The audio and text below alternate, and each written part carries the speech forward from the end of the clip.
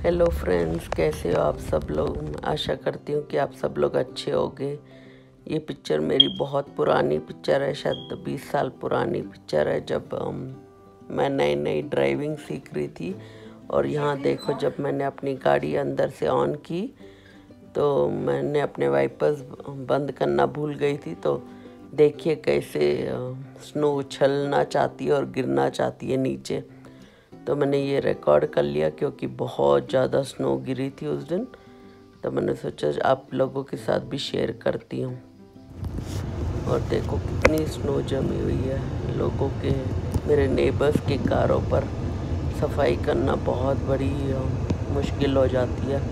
और इतनी ठंड की हाथ भी सुन पड़ जाते हैं, तो कभी कभी ग्लव्स ले जाना भूल जाते हैं या कुछ ना, तो मुश्किल होती है। तो अभी देखिए पेड़ वगैरह पर कैसे स्नो गिरी हुई है, इतनी अच्छी लग रही है। दिखने में स्नो अच्छी लगती है, पर जब जाना पड़ता है और बाहर चलना पड़ता है और ड्राइविंग करनी पड़ती है, तब पता लगता है कि कितनी मुश्किल होती है। पर देखने में तो नज़ारे बहुत अच्छे लगते हैं और पिक्चरों में ही अच्छे लगते हैं। रियल लाइफ में ये सब स्नो वगैरह जो भी हमारी दुनिया रह रही है, मुश्किल तो होती है, पर कोई बताता नहीं है कि देखो क्या क्या होता है। या तो गैराज होनी चाहिए घरों में, फिर भी सफाई करने से बच जाता है, टाइम बच जाता है, कार ठंडी नहीं होती। और देखो जब मैं कार से निकली तो मैंने अपने पैरों के फुटप्रिंट्स बनाए। तो यहाँ मैं अभी बटर से ना घी बनाने की कोशिश कर रही हूँ। तो ये बटर मैं कॉस्को से लेके आई थी और मैं हमेशा घर का ही घी बना के खाती हूँ। यहाँ का वो टेस्ट नहीं आता जो अगर मैं बाज़ार से ख़रीदूँ या इंडियन स्टोर से ख़रीदूँ, मेरे को टेस्ट नहीं पसंद आता। तो ये मैं बटर ले आती हूँ कॉस्को से और बनाती हूँ, तो सबको पसंद है। और सब्जियों और पराठों में इसका टेस्ट बहुत अच्छा आता है। यहाँ मैं कढ़ाई धो के मैं बस सुखा ही रही थी कि पानी जमा हुआ था, और कढ़ाई को मैंने गरम करने रख दिया था। थोड़ी गरम हो गई थी, पर इतनी भी गरम नहीं थी कि मैंने उठा ली, पर मेरे हाथ ठीक थे। तो यहाँ मैंने अभी बटर डाल दिया और यहाँ मैंने बटर के क्यूब्स डाल दिए। शायद मैंने 2 बॉक्सेस ऑफ बटर डाले थे इसके अंदर, मक्खन डाले थे। मेरे को नाम याद नहीं आ रहा था, बटर बटर बोल रही थी, मैं भूल गई थी। बटर को मक्खन को बटर को मक्खन बोलते, मैं भी बहुत फंबल कर रही हूँ। तो यहाँ मैंने शायद रोटी बनाई थी और तवा वैसे का वैसे रख दिया। ये मेरा आयरन तवा है जो मैंने यहाँ से ख़रीदा था, टारगेट से या वालमार्ट से ख़रीदा था। इसमें रोटियाँ बहुत अच्छी बनती हैं और लोया की कढ़ाई में रोटियाँ खाने से ना आयरन, बॉडी में जो आयरन की कमी होती है वो पूरी हो जाती है। तो डॉक्टर्स ने बोला है कि आयरन वाली चीज़ों पे खाना बनाया करो तो आयरन बढ़ता है। तो यहाँ मैं मक्खन के साथ खेल रही हूँ और मेरे को ये मक्खन का घी बनते देखना, ये नज़ारा मुझे बहुत अच्छा लगता है। कितना अच्छा लग रहा है, जैसे मेरे को समुंदर की याद आ जाती है।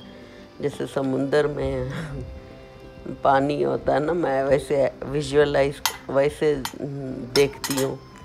तो यहाँ मैंने बस थोड़ी सी वेट कर रही हूँ कि कब घी बनेगा और बस खेलती जा रही हूँ। बस अभी भी इसमें थोड़े थोड़े बटर के पीसेस पड़े हैं और मैंने सोचा मेल्ट हो जाएंगे तो अच्छा ही है जल्दी।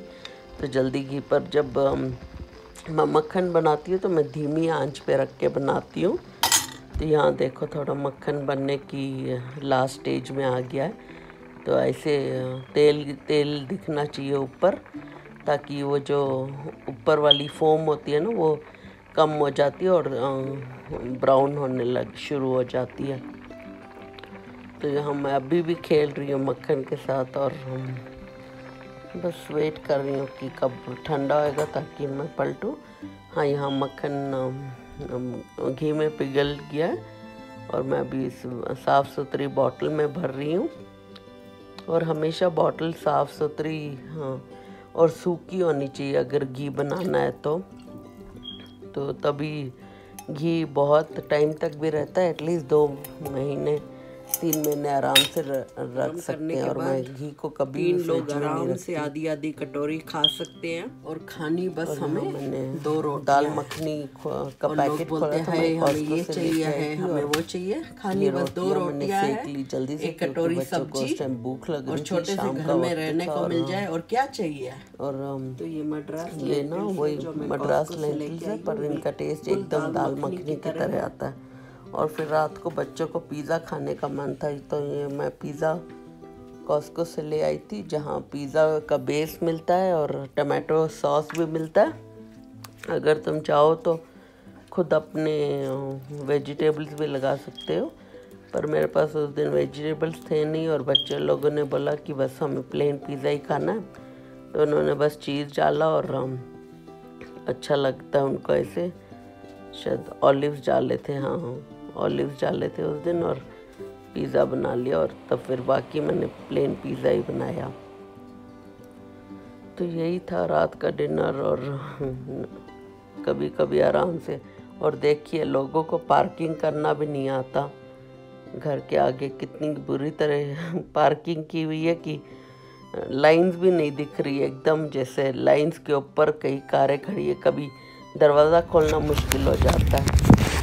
और फिर से शायद मैं बच्चों को पिकअप करने जा रही थी और ज़रा सी स्नो कम हो गई थी, पर स्नो तो थी और ठंड भयंकर थी, बहुत ज़्यादा ठंड थी।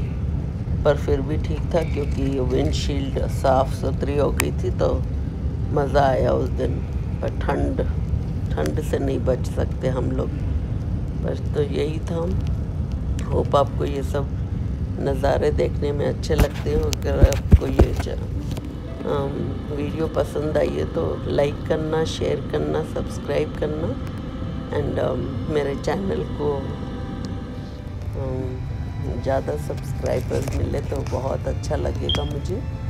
तो आशा करती हूँ कि आपका दिन अच्छा हो। और मिलती हूँ मैं आपको अगले वीडियो में। आप जब तक ये नज़ारे देखिए और एंजॉय कीजिए। तो यही था। और टिल नेक्स्ट टाइम, बाय।